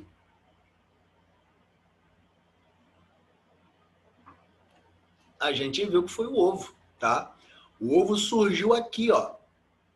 Surgiu primeiramente com o primeiro ancestral dos répteis. Primeiro tetrápoda que começou a botar ovo, tá? E aí as aves surgiram aqui depois, bem depois da postura de ovos, beleza? Então, agora você já sabe, inclusive explicar, né? No almoço lá da família, faz essa pergunta, você vai parecer intelectual. Quem veio primeiro, o ovo ou a galinha? Aí você consegue explicar agora por que o ovo veio primeiro, tá? Então, a classe das aves é uma classe importantíssima, né? Que está dentro desse grande grupo Reptila, por essas características que eu mostrei, mas são animais com características próprias também, né? Presença de penas, né? Presença de um bico, presença de algumas, né? Todas possuem asas, mas algumas voam, outras não, né? Como a ema é uma ave catita, não voa, mas possui asas, tá? E é uma linhagem que desenvolveu a capacidade de voo. Porém, as penas das aves e as asas, o voo dessas estruturas foi uma característica secundária, tá? Porque, primeiramente, pena e asas era uma estrutura aerodinâmica para facilitar a corrida, né? Então, as aves grande parte das aves são muito boas corredoras, tá? Porque as penas e as asas facilitam a corrida. Por exemplo, a ema, ela atinge a velocidade de um carro comum, aí, um carro popular. São animais bastante que atingem velocidades muito grandes, tá? E uma coisa interessante também, que eu uma vez já falei com vocês. Vocês acham que os dinossauros foram extintos? Quem aí acha que realmente os dinossauros foram extintos? Eu já dei um spoiler aqui, né? Mas, e aí, quem acha que os dinossauros foram extintos? Realmente foram extintos? Um grande grupo de dinossauros realmente foram extintos. Mas um grupo pequeno ficou. E esse grupo são as aves, né? As aves são dinossauros, gente. Se você vê lá, pega um dinossauro Rex, tá? Um dinossauro Rex, ele também vivia, né? Ele tinha uma vida bípede, né? Ele vivia em duas patas e as outras patinhas dele aqui, ó, era uma pata atrofiada, tá? As aves vieram desse grupo dos dinossauros répteis, que são répteis bípedes, que viviam em duas patas, como as aves, ó. As aves também vivem em duas patas, são répteis bípedes, como os dinossauros, e as patas dianteiras se modificaram em asas, tá? Então, os dinossauros não foram extintos, inclusive a gente come dinossauro, né? Bastante aí, todo domingo a gente come dinossauro, né? Então, as aves, inclusive as galinhas, são parentes, os animais vivos hoje em dia mais próximos do Tiranossauro Rex, do dinossauro. E eu até aconselho, se você tiver curiosidade, assiste Jurassic Park, né? O primeiro filme do Jurassic Park, o cara lá que pesquisa lá os dinossauros, ele explica tudo isso muito bem, melhor do que eu até, tá? Então, dá uma conferida nesse filme, muito interessante. Os outros também mostram um pouco desse parentesco das aves e dos dinossauros. Mas principalmente o primeiro filme, ele mostra lá um dinossauro, né? O Velociraptor, sei lá. Um dinossauro lá que tinha pena e que voava. Então, nesse grande grupo dos dinossauros e dos répteis, por exemplo, existia um grande réptil marinho que vivia no ambiente aquático. Existia répteis que voavam. Desses répteis que voavam, surgiu as aves. Beleza? Uma característica importante. A maioria dos répteis são animais ectotérmicos. O que é isso, Dani? São animais que precisam da temperatura do ambiente para controlar a sua temperatura corporal. Tá? Então, por isso que você vê lá um jacaré paradão, lá na pedra, ele está tomando sol para conseguir controlar a sua temperatura ambiente. Tá? Agora, as aves não. Aves e mamíferos são animais endotérmicos, né? Nós conseguimos controlar a nossa temperatura corporal independente do ambiente, tá? Por isso que, por exemplo, você não vê jacaré, tartaruga, cobra em ambientes muito frios, porque esses animais não conseguem controlar a sua temperatura corporal. Agora, você vê aves e mamíferos em qualquer ambiente. Por exemplo, você vê aves como tucano, morando aqui na floresta da Tijuca, mas você vê aves como pinguim morando na Antártica. Tá? Você vê mamíferos como tamanduá-bandeira vivendo no Cerrado brasileiro, um ambiente muito quente, e mamíferos como o urso polar vivendo no Ártico em ambientes muito frios. Isso porque nós somos animais endotérmicos, beleza? Aqui tem mais algumas características das aves. E para a gente encerrar agora, vamos falar rapidinho dos mamíferos, tá? Ao qual nós estamos incluídos. Grupo de animais que nós estamos incluídos, tá? Bom, mamíferos muito fácil. O que os mamíferos têm? A característica mais marcante de mamíferos: presença de glândulas mamárias, né? Então, os outros vertebrados, as aves ainda têm um cuidado parental, né? As aves colocam os ovos no ninho, quando o filhote nasce, elas ainda têm um cuidado parental. Mas os outros grupos, como por exemplo, tartaruga. Tartaruga coloca os ovos lá na areia e que se lasca o filhote. Vai viver sua vida. Né? Ela não tem um cuidado parental. Assim como cobra, assim como jacaré, não tem um cuidado parental. E isso é ruim. Por quê? Porque muitos filhotes morrem. Né? A maioria dos ovos de tartaruga não chegam à vida adulta. Tá? Por isso que as tartarugas, se não fosse o projeto Tamar, poderiam entrar em extinção aqui na costa brasileira. Né? Porque elas não têm um cuidado parental. Já mamíferos possuem um cuidado parental, né? Então, a presença de glândulas mamárias formando leite dá ali ao filhote um alimento até chegar na fase adulta e ele conseguir se alimentar independentemente, tá? Outra característica marcante que só existe nos mamíferos: corpo coberto por pelos. Então, os animais que possuem pelos são mamíferos, tá? Somente mamíferos possuem pelos. Ah, Dani, baleia e golfinho não possuem pelos e eles são mamíferos. Sim, eles são mamíferos porque têm glândulas mamárias. Mas eles tinham pelos e perderam os seus pelos no decorrer da evolução, assim como as cobras. Existem fósseis de cobras mostrando que cobras primitivas tinham patas, como lagartos, mas no processo evolutivo, essas cobras foram perdendo as suas patas, beleza? E os golfinhos e as baleias também perderam as suas patas, os seus pelos, porque pelos em ambiente aquático não é tão legal para natação e tudo mais. Beleza? Cerca de 4.000 espécies de mamíferos, e a gente tem 3 grandes grupos de mamíferos, tá? Nós temos os monotremados, aqui tá, na hora de escrever eu coloquei errado, tá, gente? Eu vi agora, desculpe.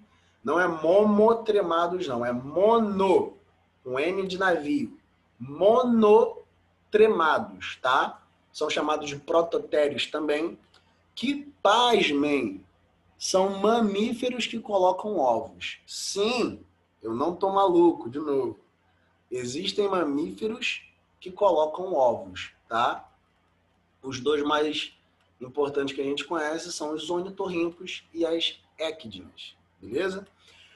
A gente tem um outro grande grupo de mamíferos, que são os metatérios ou os marsupiais, que possuem uma bolsinha, que é chamada de marsúpio, tá?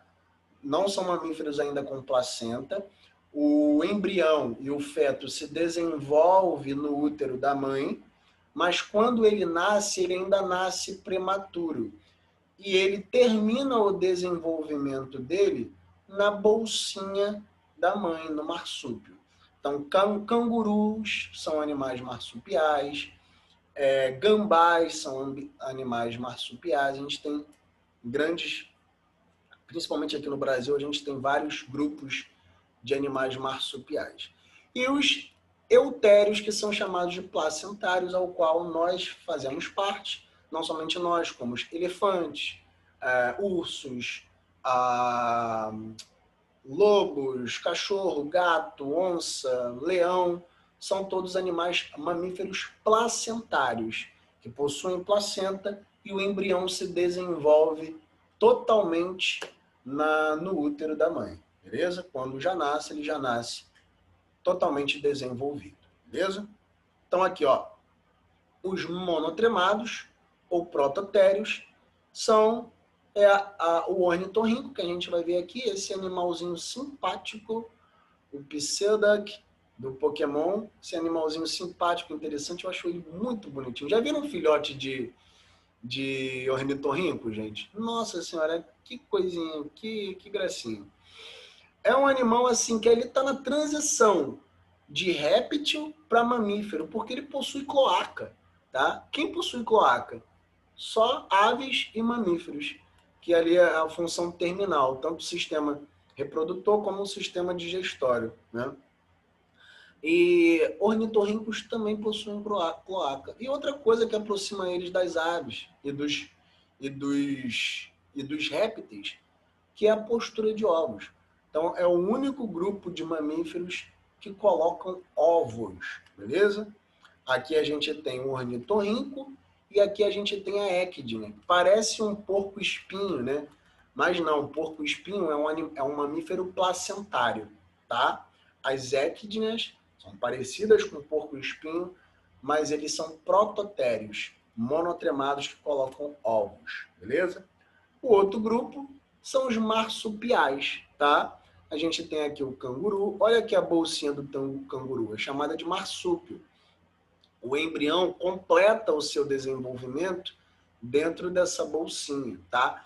A gente tem aqui o koala, a gente tem o nosso gambá, né? O gambá de cara preta, tá? Uma espécie muito comum aqui, né? E a gente tem o Tasmania, ó. Esse animal também é muito interessante, acho ele muito bonitinho, que é o demônio da Tasmânia, tá? Beleza? São todos animais marsupiais. Os animais marsupiais estão entrando em extinção, gente, nesse período antropoceno, tá? A gente tinha muitos animais marsupiais, que hoje a gente não tem porque o homem extinguiu, a espécie humana extinguiu. Mas a gente tinha leão marsupial, a gente tinha cachorro. Até na década de 40, a gente tinha um canídeo marsupial, que a gente não tem mais, que o ser humano extinguiu, tá? Mas esses são os grupos que a gente conhece que estão vivos ainda. E os eutérios, ou placentários, né? Que são vivíparos, ou seja, o filhote se desenvolve completamente no útero da mãe, tá? A vagina se abre externamente, o zigoto é formado por divisões, mas assim, principalmente, são animais que possuem placenta. A gente viu isso no sistema reprodutor. A placenta ajuda, né? O sangue da mãe a circular e o sangue do embrião a circular. E ali há alimento, a mãe se nutre, o alimento é digerido e cai na corrente sanguínea, e esse alimento já digerido vai para o sangue do feto, e ali ele se alimenta através da placenta. Beleza? Então, urso, elefante, cachorro, todos esses, os primatas, seres humanos, todos são mamíferos placentários. Beleza, meus amores? Ficou alguma dúvida, alguma questão? Deixa eu tirar só mais um print.